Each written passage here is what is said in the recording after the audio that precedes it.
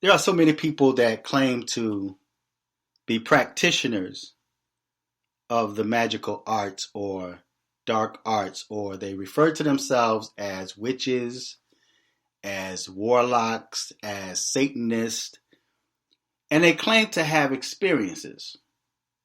But I want to ask one question to those of you that claim to be true practitioners of the art. How dark are you? Now, I really don't expect you to answer that question. But if you do, just how dark are you? Now, there are people that like to ride the line. They like to refer to themselves as witches and warlocks and ancestral religions or worship. But like I mentioned in the past video, what I said went over the heads of many people that claim to be practitioners, that claim to worship or call upon ancestors. It went completely over your head. I gave you hints, and I'm going to give you one more hint to what I meant in that last video when I was referring to your generations or your bloodline. See, there's power in blood. I'm going to repeat that. There is power in blood. And if you have blood connections with your deceased ancestor or your so-called ancestors of old, if you are within that bloodline, because keep in mind that's the only connection you have to the other side is that DNA, that bloodline, those people that you call your ancestors. So if you are blood related to the so-called Papa Legba or other so-called ancestors that you call upon, namely those that's from the continent, because you refer to yourself as black or melanated, you think that those are your ancestors, but yet you're so far from the bloodline. Again, it's the blood that connects you. It's the blood that's got the power for you to communicate with the other side.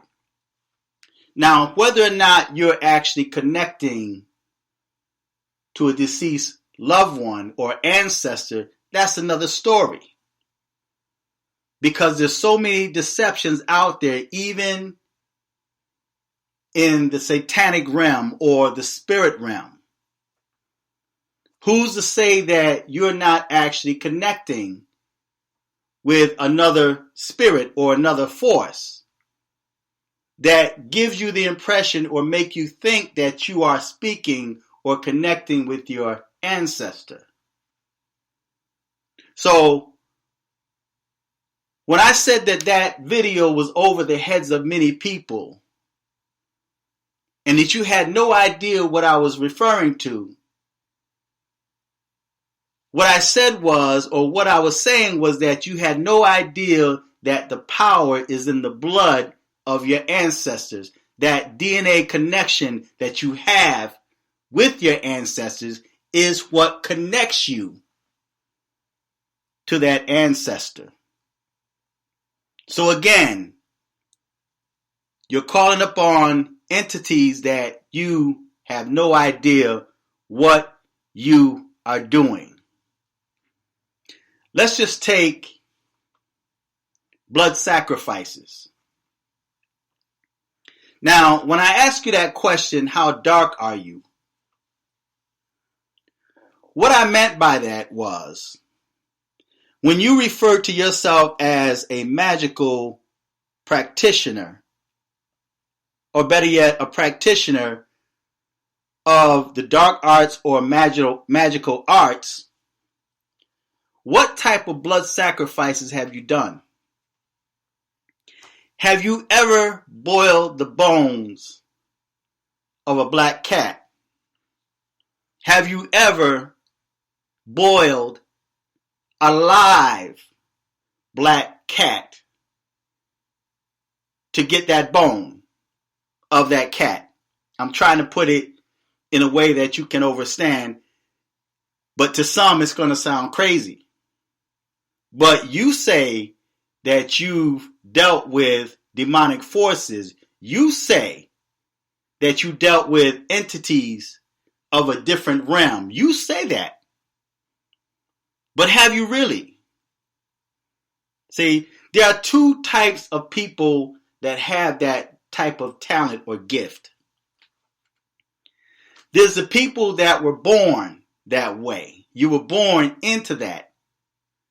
Myself personally, I was born into that. And yes, I have been, what's the term I can use? I've been approached by demons.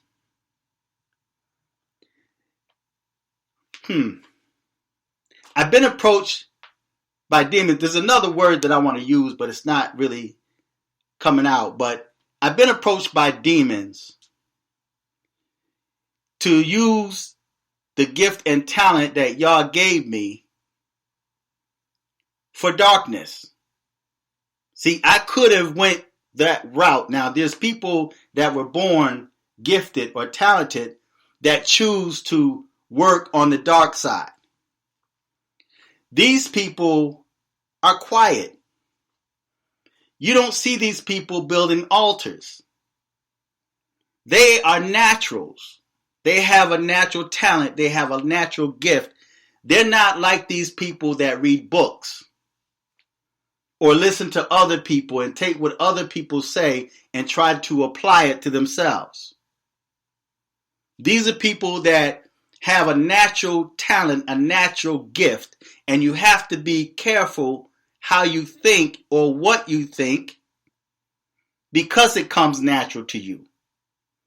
So even in your subconscious thinking, you can make things happen. See, when you think of black salt, laying black salt down or laying things down or what have you in people's path, those are just tools that really have no power. And I hear so many people out there that claim to be practitioners that, oh, it's according to the will. You know, when you put your intentions into it, when you put your will into it, you can make this happen and you can make that happen. When you're natural, you don't have to do any of that stuff because it comes natural. Anything that you use as a tool, that's just something extra, but it has no power. The only power it has is the power that you give it. So when I ask you the question, just how dark are you? Have you cut the neck of a chicken or a rooster? What have you done? What blood sacrifices have you done? Were you able to listen to that screaming and squealing cat as you burn him or boil him to get his bone?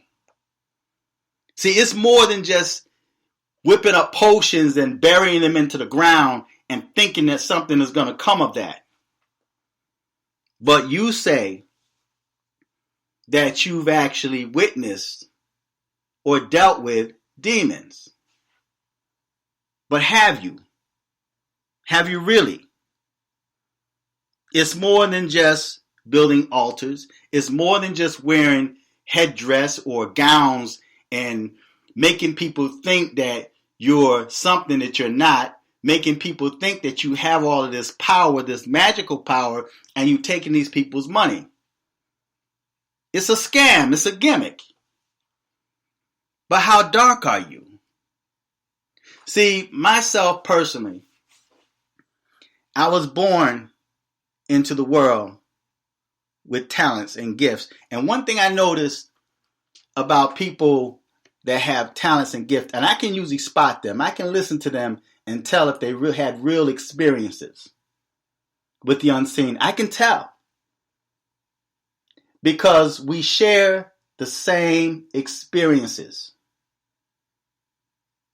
I can listen to certain people talk. I can look in their eyes and tell. It's like a person that has been to combat and they have that 1,000-yard stare. Well, there's people that have actually witnessed the spirit realm or had an experience. I'm trying to put it in a simpler way, but for those of you that you have that type of 1,000-yard stare. See, so I can tell when somebody really had an experience. I can listen to them and tell if they really had an experience. And usually when somebody is gifted like that, a lot of time those gifts come with natural gifts. For example, they're artistic. They can draw or they can paint. Their way of expressing themselves. It's quite strange. These are people that are lonely. These are lonely people. Yes, they may have family and friends around them or people that care about them, but inside they're lonely. They tend to stay to themselves most of the time. They find that it's hard for them to trust other people because they can see through those people. They know what their so-called friends and family don't know. And there's a lot that they keep inside, bottled up, because they can't just talk to anyone. They can't just share their experiences with anyone. They know that they're different. They know what comes to them at nighttime, and people can't understand it. There's people that will desire that and would say, wow, I wish I can dream, or I wish I can experience that. But you really don't want it. See, because you're somewhat trained as you grow up. If you're born with this, and this is why it's hard for me to believe certain people when they're telling me that they're practitioners, and they have all this power, and they're actually able to access the spirit realm. So you have to grow into this. Because things that I've seen can drive you insane. I had a nerve problem growing up. I used to bite my fingernails. And I mentioned this in prior videos. And my mom used to always joke and say, I'm going to put hot sauce on your fingers, because I always used to sit there and just gnaw on my fingernails. Because I had a nerve problem because of the things that came to me at night. My whole family was aware of that. My mother used to hate when I dream. Because when I dream, she knows that something is going to happen. Especially if I wake up screaming and crying at nighttime. So I grew up with that. I've seen things have come to me at night. Demons, spirits, whatever they're called. And they talk to me. I recall one time this one demon came to me and actually challenged me. Gonna tell me I wasn't strong enough, right? At the time. But there's some weird things. I used to wake up screaming, man, just about every night because of things that I saw, things that came at me, And one dream I shared about that big woman laying beside me. I'm laying there asleep. This is back when the Jackson 5 first came out. And I wake up and I see these big white eyes staring at me. It looked like that woman on the Aunt Jemima pancake bottle, right? Had a big old head rag on her head, big fat lady laying there. And when I woke up, all I could see is those two big white eyes staring at me, laying beside me, sitting there staring at me.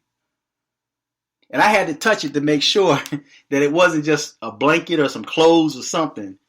And when I touched it, it was flesh. And I let out this big scream and yell, "Ma!" I was screaming. And my mother come running in there and turn on the light. Says, "Boy, what's wrong with you?" I saw a fat lady laying beside me, right? And she had me get up, wash my face with some cold water, whatever, and had me sit up for a while until I was able to fall back to sleep. So I've seen some crazy things growing up. I recall, I ain't even gonna get into that, but there's some crazy things I've seen.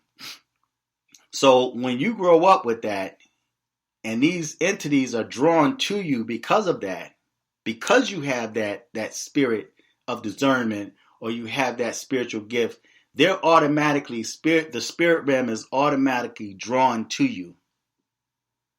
So after I became so used to seeing these things as I got older. If they were to appear now, it may startle me a little bit, but I'll look at it and I'll turn over and go to sleep. So for somebody to say, oh, I have all of these gifts and I can do all of this magical stuff, and you never had to go through anything, you've never had to actually go through things that adults, it would drive you insane if you saw the things I saw. And I had to grow up seeing these things. See, when you're a child, when you come into the world with a talent or a spiritual gift, and you're a baby and you have nightmares from a child coming up, you're actually being groomed. You're being groomed, you're being conditioned for that gift and talent. So when I become an adult, it's nothing for me to see that. But yet you tell me that you can read books, or you can set up altars or burn incense, or spit some alcohol on an altar and call upon whoever you call upon, and they just going to listen to you and then manifest themselves, and it has no effect on your physical. It's got no effect on your mind. I've seen people go crazy tampering with that mess. And these are very smart people, but they were not born spiritually gifted. They tried to come another route. They start playing with tarot cards. And yes, Lucifer or Satan can give you or grant you certain talents and gifts. But it may come with a price. It will come with a price. Why do you think that people that choose, whether they're born with the gift or whether they get it some other way, why do you think that in most cases these people are drug addicts? They have alcohol problems. They fall into prostitution or homosexuality. There's some type of spiritual affliction that comes along with these gifts when you use them outside of the Most High. I'm just going to say it that way. When you have a talent or a gift, or you start dabbling into the spirit realm, and you're able to see things, or you start having dreams or what have you, or as some people say, they started accessing their Akashic record and all this other nonsense, but there's a price behind that. And in most cases, you end up a drug head, alcoholic, homosexual, prostitute, whatever. It drives you insane. People that's naturally gifted with a spiritual gift, it also comes with a natural gift as well. You may be able to sing. You have a nice voice. And in most cases, they're able to draw. They're able to draw, paint. They do sculptures. And in many cases, they're unhappy inside because of the things, not only the things they see, but that loneliness, that depression that comes along with it. So there's people that covet that and don't realize the price that person had to pay in order to have that spiritual gift. So there's like the natural, talented, gifted people, and then there's the ones that were made, or those that sought demonic help and guidance, and they may have been granted some level of it, but there's a price behind it because they'll end up destroying you or somebody close to you, a family member. Because you just can't tamper and dabble into that, receive something from that realm, and think you can just walk away. No, those demons are coming after you. You're going to have to pay. If those demons grant you what you asked for, right? And keep in mind, in order to deal with demons, it doesn't necessarily mean you have to see those demons. You know, they may throw like little trinkets out there for you. And you're thinking like, oh, this works. But then you decide you want to walk away from that after you sought these demons. And they, quote unquote, blessed you with something, gave you some money, or maybe a job, or you took somebody's man or somebody's woman, right? And then you're just going to walk away from that after you got what you want? No, those demons are coming after you. And they're either going to take you or they're going to go after your children, right? So you just can't play with that. And when it comes to bloodline ancestors, that is actually what connects you to those ancestors, is your blood. There's power in the blood. That's why you see a lot of witches or people that's in the voodoo, Haiti, Africa, wherever you. That's why you see them. There's like blood sacrifices, people drinking blood. You know, they drinking blood or they making pacts with demons. You know, so for you to say that you've actually seen it, you witnessed demons, that's a lie. That's a big bald-faced lie to deceive those that don't know better. So you may call upon Byron or Papa Legba or whoever, but you have no idea what you're doing. And you need to back away from that. And this may be the last warning that you may have, right? Because when you're naturally gifted like that, you don't have to read no book. I never had to read a book. Now, when I did read up on things, I read up on it out of curiosity, and I wanted to see what it had to say. And to me personally, it was a bunch of garbage, right? So when you got these people out there that's putting on all the theatrics, and they're putting on the gowns and the headdress, and you know, and they have the altars, and these girls getting on camera smiling, talk about they witches, and they're proudly saying that they're witches, and I'm this and I'm that, and I have this power and I have that power and I'm this. You're deceiving yourself. And if a demon really appears to you in its true self, it would drive you insane. And it won't leave you alone. Don't think that you can kind of ride the fence and call yourself a good witch, or I'm a white witch, and you're riding the fence and talking about I only use magic for good. There's no such thing as a good witch. No such thing at all. As a matter of fact, the Most High says, I will have you to be hot or cold. Because if you're lukewarm, he will spew you out of his mouth. In other words, he don't want you to be part-time. You got 1 foot on the dark side and you got 1 foot on the light. You're riding the line. And again, he said, I will have you to be hot or cold. Either you're in or you're out.